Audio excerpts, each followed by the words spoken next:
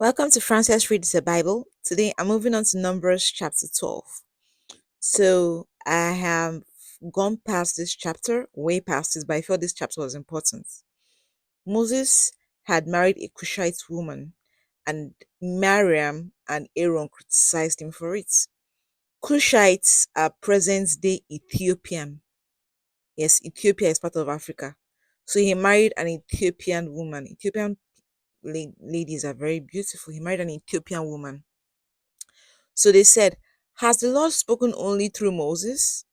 Hasn't he also spoken through us? The Lord heard what they said. Moses was a humble man, more humble than anyone else on earth at that time, I believe. So suddenly the Lord said to Moses, Aaron, and Miriam, I want the three of you to come out to the tent of my presence. And they went. It's not like God appeared to three of them at the same time and no, God spoke to them in different ways, you maybe through a dream, through a night vision, a vision, through a prompting in their hearts. Because remember, God speaks to everyone in different ways. And remember as well, these people were not Christians.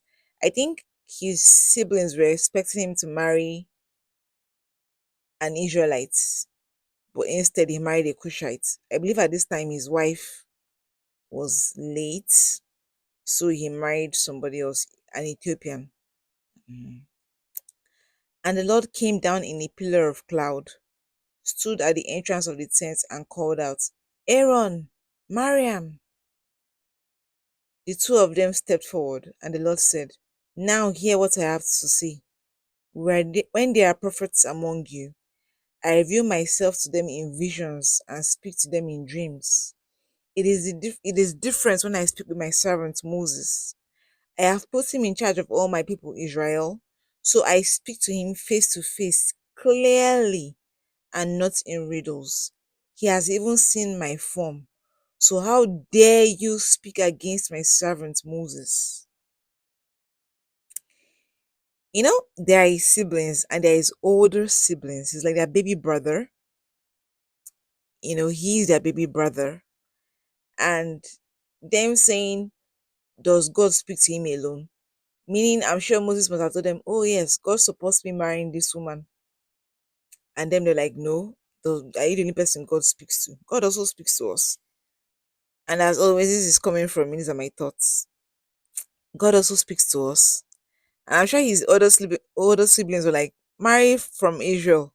And like, no, this is the person I've chosen and God is his support. And like, are you the only person God speaks to? He also speaks to us. We are telling you as your elders, do this. You know? And that kind of situation, you forget that this person is not just a younger sibling. He's also a chosen, not just a chosen prophet, like the number one ruler in the land. The person God communes with one on one. It just reminds me of situation in churches where how it is when the lead pastor, whoever who founded the church, says this is the direction we should move. Others will be like, are you the only person God speaks to? God also speaks to us. Are you the only man of God here? All the deacons and every other person, assistant pastors, like God also talks to us. The only person with anointing or with power. But then this is showing that sometimes there are people whose anointing and closeness to God is higher or more than others, you know. And then people in church will tell you that if God told you, God has not told me, God also speaks to me, He has not told me. So how will God only speaks to you when God also speaks to me? You know. And so this is God clearing them, like as in clearing is Nigerian slang, like telling them, as in putting them in their place, telling them one on one, like I speak, you guys have never seen me. Moses is my number one, my best friend. As when we speak, I see him face to face. I speak to him face to face clearly. He has seen my form. Have you seen my form? Do I speak to you face to face? So how dare you speak against him? You know, it's not just enough that he said he married an Ethiopian woman. I'm sure that whole speaking against him will now spread in the camp. Like this, our leader, this man is speaking is picking people from other races, nationalities to marry, foreigners to marry, and not from us. How can he lead us and is marrying a foreigner? And it will cause problems in the camp amongst the Israelites that Moses is leading. The 9 continues, the Lord was angry with them, and so as he departed, and the cloud left the tent, Miriam's skin was suddenly covered with a dreaded disease and turned as white as snow. I believe this dreaded disease was leprosy. She became her body became leprous. Then when Aaron looked at her and saw that she was covered with the disease, he said to Moses, please, sir, do not make us suffer this punishment for our foolish sin. Don't let her become like something born dead with half its flesh eaten away. God was really annoyed, you know. It didn't affect Aaron.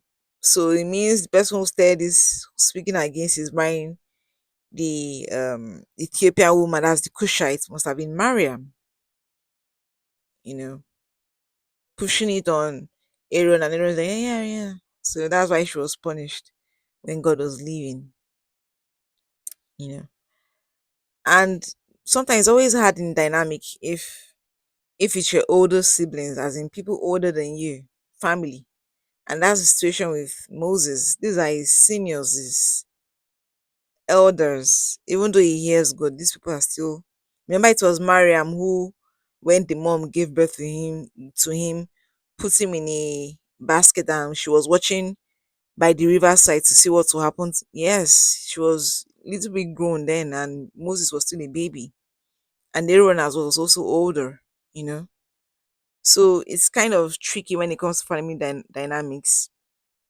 And then in situations, maybe you're leading a church, and every other person you're leading in that church are older than you. Like, let's say all the deacons or priests, and every other person is older. You know, they kind of challenge your authority or your closeness to God, whatever it is you're doing. Like, it's not just you. We know God too. We're even older than you in the faith. We're older than you in the ministry. Things like this do happen. So Moses cried out to the Lord, "Oh God, heal her." The Lord answered, "If her father had spit in her face, she would have to bear her disgrace for 7 days. So let her be shut out of the camp for a week, and after that she can be brought back in." Miriam was shut out of the camp for 7 days, and the people did not move on until she was brought back in. Then they left Hazeroth and set up camp in the wilderness of Paran. Paran just made me think of Paran. Sorry. In the wilderness of Paran. So they had to wait for her for the leprosy to cure according to God's instruction. He could have done it instantly, but he wanted her to feel the punishment, so it stayed for 7 days.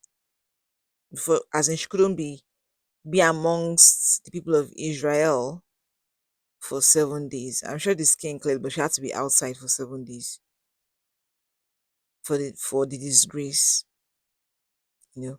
So it was sink into people's ears, like she spoke against the man of God, the prophet of God, Moses, and God is punishing her for it to make other people careful. So the punishment wasn't just for Miriam. It was also a warning to other people for people to learn from it and not displease God when it comes to Moses. You know. So yeah, that's what I think I've learned from this chapter. That sometimes we question certain men of God or people in authority when it comes to church and whatnot. Sometimes God might speak to just that person and not to everybody. Sometimes there might not be a confirmation from other people if when God tells you to do something, even if you're not a man of God. Sometimes you may not get that confirmation from others, and others might not even understand the decision you're taking. Because I'm sure his siblings didn't understand why he had to marry a foreigner, a Cushite for that matter. You know, but Moses stuck with it. So yes. And the Bible saying that Moses was humble, the humblest man alive, you know. humility, was to point out that when his siblings, when Aaron and Miriam were saying, "Is it the only one God speaks to us too?" Moses didn't come up and say out of pride. He didn't develop pride and say, "Excuse me, you might be older than I am, but I am the leader. I am the one who has seen God to face. I am the one who has had conversations with God and God speaks to clearly. I am the one who made you Aaron priest and made you Miriam this and that." He didn't defend himself, he didn't fight, he didn't speak, he didn't say anything. He just stayed humble. He didn't start making giving reasons, giving excuses. He didn't let pride or any sin overtake him. He stayed humble. When his older siblings, who were also prophets, were talking to him and the whole thing was happening, he did not raise his voice. He did not let pride take over him. That's another thing I'm learning from this chapter. He stayed and waited for God to defend him, to help them understand. And you see, God saw what was going on, and God spoke up for Moses. God fought for Moses. Moses didn't have to sin, you know, to speak for himself. God did it on his behalf. God spoke to Aaron and Miriam on Moses' behalf. That's another thing I've learned. And as always, God bless you, keep you, and let his light shine upon you. Stay blessed.